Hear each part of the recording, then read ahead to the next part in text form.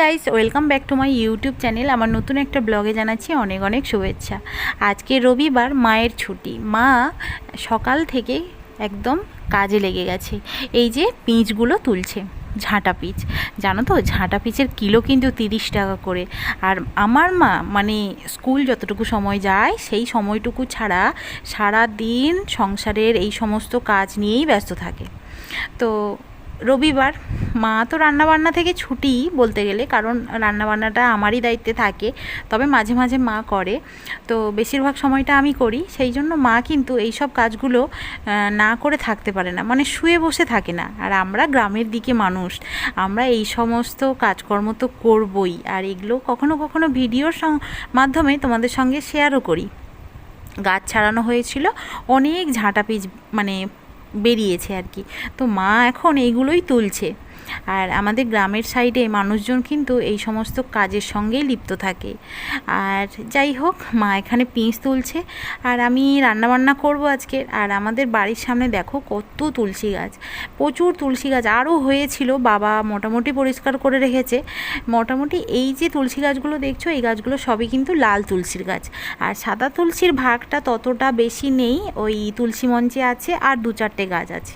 তবে চারিদিকটা কিন্তু লাল তুলসীতে একদম ভরে গেছে। আমাদের এই দোপাটি গাছটাতে অনেক বীজ ধরেছে, এগুলো ভাবছি ধরে রাখতে হবে। তাহলে অন্তত বর্ষার সময় এই বীজগুলো ফেলে দিলে অনেক দোপাটি মানে গাছ বেরিয়ে যাবে। অন্তত পুজো দেওয়ার জন্য ফুল কিন্তু পাওয়া যাবে। তো এই গাছটাতেই দেখছি অনেক বড় বড় বীজ হয়েছে। বাবাকে বলতে হবে এগুলো ধরে রাখলে বর্ষার সময় কাজে লেগে যাবে। তো জানো তো, আমাদের বাগানে এই ধনে পাতাগুলো হয়ে আছে, অনেক হয়েছিল, তবে বেশি একটা নেই যদিও। তবে এই ধনে পাতাগুলো প্রচণ্ড পরিমাণে গন্ধ।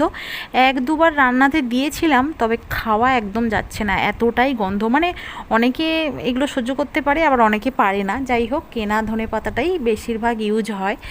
তো কালকে সন্ধেবেলায় পাবদা মাছ কিনে এনেছিলাম বাজার থেকে, আর সেইগুলো ধুয়ে পরিষ্কার, কেটে ধুয়ে সব পরিষ্কার করে রেখে দিয়েছিল মা। আর আজকে রান্না করব একটা সাধারণ রান্না, মানে পাবদা মাছের একটা সাধারণ রেসিপি তোমাদের সঙ্গে আজকে শেয়ার করব। অবশ্যই কিন্তু রেসিপিটা তোমরা দেখতে থাকো প্রথম থেকে শেষ অবধি। আমি পাবদা মাছগুলো প্রথমে পরিমাণ মতো লবণ, একটু লঙ্কার গুঁড়ো আর একটুখানি হলুদ গুঁড়ো মাখিয়ে নিচ্ছি। পাবদা মাছগুলো বেশ বড় বড় আছে, আর এই মাছগুলো না কাঁটা খুব কম থাকে। বাচ্চাদের পক্ষে মানে বাচ্চাদের খাওয়ার পক্ষে খুবই ভালো। একটাই কাঁটা থাকে, তো এই জন্য বাচ্চাদের খাওয়ার জন্য কিন্তু ভালো মাছ। আর পাবদা মাছগুলো আমি নুন, হলুদ আর লঙ্কা গুঁড়ো মাখিয়ে নিলাম। আর এইগুলো রান্না করব কিন্তু আজকের বেগুন দিয়ে। বেগুনও কেটে নিয়েছি, 3টে বড় সাইজের বেগুন এইভাবে লম্বা লম্বা করে কেটে নিয়েছি। এইগুলোও কিন্তু আমি নুন আর হলুদ মাখিয়ে নিচ্ছি। আর আমি যে রান্নাটা আজকের করব, সেই রান্নাটা কিন্তু খুব সিম্পল রান্না, খুব কম উপকরণে রান্না। তো চলো তোমাদের সঙ্গে রেসিপিটা শেয়ার করি। তো আমি বেগুনটাও কিন্তু হলুদ আর নুন মাখিয়ে নিলাম।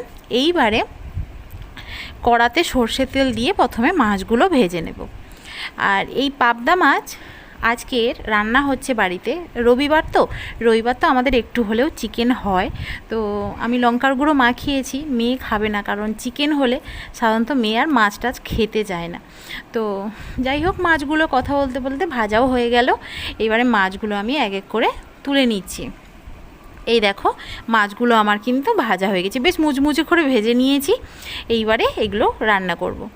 মাছগুলো ভেজে নেওয়ার পরে কড়াতে যতটাই তেল আছে, আর তেল দিলাম না, ওই তেলের মধ্যে আমি কিন্তু নুন আর হলুদ যেগুলো বেগুনের সঙ্গে মাখিয়ে রেখেছিলাম, বেগুনে ওই নুন হলুদ মাখানো বেগুনটাও তুলে দিলাম।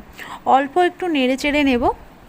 নেড়ে চেড়ে নিয়ে এর মধ্যে আমি দিয়ে দেব একটু জায়গা করে, এর মধ্যে আমি ওই তেলের মধ্যেই দিয়ে দিচ্ছি আমি হচ্ছে কালো জিরে আর 2টো কাঁচা লঙ্কা।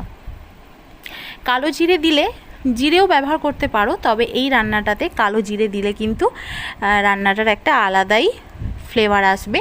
তো আমি দিয়ে দিলাম কালো জিরে আর সঙ্গে 2টো চেরা কাঁচা লঙ্কা দিয়ে একসঙ্গে ভালোভাবে নেড়ে চেড়ে নিচ্ছি। নেড়ে চেড়ে নিয়ে এর মধ্যে দিয়ে দেবো একটা বড় সাইজের টমেটো কুচিয়ে রেখেছি, বড় সাইজের টমেটো দিয়ে দিলাম। তোমরা চাইলে বেগুনটা আলাদাভাবে আগে থেকে ভেজে নিয়ে করতে পারো, তবে আমি তেলের পরিমাণটা একটু বেশি ছিল বলেই আমি এর মধ্যে আর মানে আলাদা করে ভেজে তুলে রাখলাম না, একই সঙ্গেই করে নিচ্ছি। আর এই রান্নাটা কিন্তু তাড়াতাড়িই হয়ে যায়। আর আজকের কিন্তু আমি তরকারিতে আলু একদম ব্যবহার করিনি। একটুখানি আদা রসুন বেটেছিলাম, দিয়ে দিলাম, সঙ্গে দিয়ে দিলাম 1 চামচ মতো ধনে গুঁড়ো দিয়ে এইবারে এর মধ্যে আমি দিয়ে দিচ্ছি একটুখানি কাশ্মীরি লঙ্কার গুঁড়ো কালারের জন্য। কাশ্মীরি লঙ্কার গুঁড়ো দিলাম। লঙ্কার গুঁড়ো আর দেবো না, কারণ মাছে লঙ্কার গুঁড়োর পরিমাণটা অনেকটাই দিয়েছি, সেই জন্য আর লঙ্কা গুঁড়ো দিলাম না। কাশ্মীরি লঙ্কার গুঁড়ো কালারের জন্য একটু দিলাম, দিয়ে একটু নেড়ে চেড়ে নিয়ে জল দিয়ে দিচ্ছি।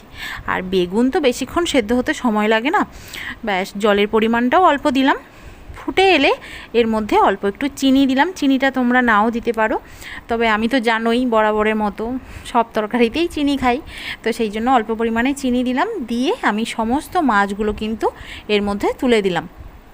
এইবারে এর মধ্যে দিয়ে দেব ধনেপাতা।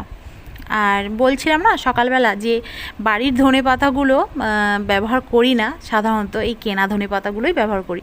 বাড়ির ধনেপাতাগুলো যা গন্ধ, বাপরে বাপ। 2টো কাঁচা লঙ্কা আরও দিচ্ছি। আসলে একটু তরকারিটা ঝাল ঝাল হলে ভালো লাগবে, যেহেতু মেয়ে খাবে না সেই জন্য আমি ঝালের পরিমাণটা একটু বেশি করেই দিলাম। ব্যাস এইবারে কিন্তু নামানোর আগে এর ওপরে আমি গরম মশলার গুঁড়ো একটুখানি দিয়ে দেব, দিয়ে নামিয়ে দেব। এই যে গরম মশলা গুঁড়ো দিয়ে দিলাম, ব্যাস ঝোলটা কিন্তু একেবারে মাখা মাখা হয়ে এসছে। আর এই তরকারিটা একটু মাখা মাখাই হবে। ব্যাস এইবারে কিন্তু আমি গ্যাসটা বন্ধ করে দেব। আর আজকের এই পাবদা মাছের রেসিপিটা, বেগুন দিয়ে পাবদা মাছের এই সাধারণ রেসিপিটা কেমন লাগলো অবশ্যই কমেন্ট করে জানিও। আর খুব সহজেই তাড়াতাড়ি বানানো হয়ে যায় রেসিপিটা, তোমরা অবশ্যই বাড়িতে ট্রাই করো। কেমন লাগলো রেসিপিটা অবশ্যই কমেন্ট করে জানিও। ভালো লাগলে লাইক করে দিও। কালকে দেখা হচ্ছে আবার নতুন কিছু নিয়ে। ভালো থেকো সবাই, সুস্থ থেকো সবাই। আজকের মতো বিদায় নিচ্ছি, টাটা।